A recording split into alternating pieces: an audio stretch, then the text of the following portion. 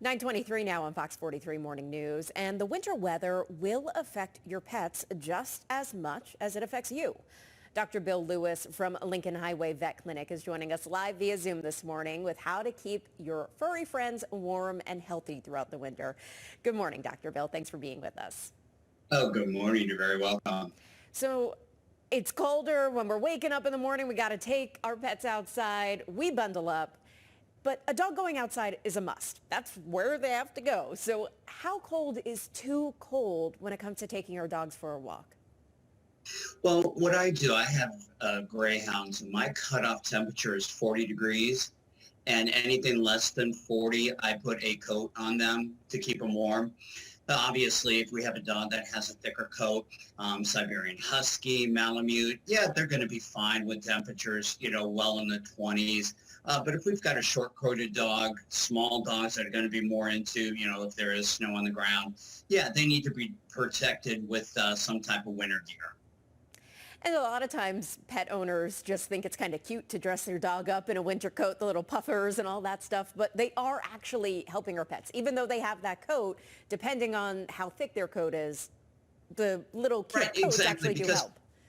oh, sure.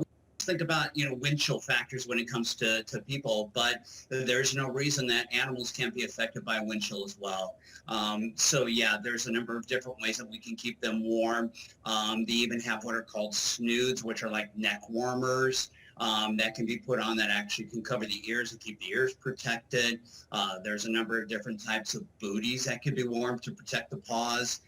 Especially if there's snow or if the snow melts a little bit and kind of crusts over a touch, yeah, you can get some trauma to the paws if the animal falls through it. So booties can help to even protect that.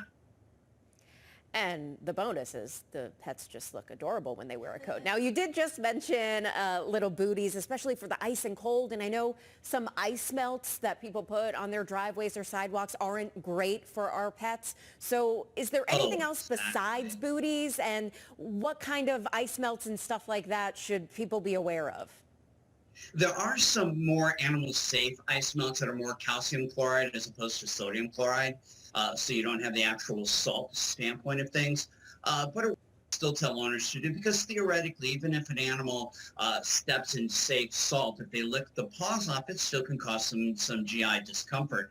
So I always tell owners when an animal comes in, use a little bit of just warm water. It doesn't have to be, real warm, obviously, but just kind of wash the paws off, get between the toes. That'll keep us from getting any type of skin irritation, paw irritation, especially too if they're walking in the snow and the snow cakes up on fur between the toes. All of that can cause us to have some problems. So, we don't have to go out and buy, fancy booties, and some dogs just refuse to walk with them on. It's still a way to protect those paws and those pads from that ice and just washing them off when they come inside. And this is my problem. I hate the cold, and since my dog is exactly like me, she hates the cold. So what are ways that we can exercise our dogs without going outside?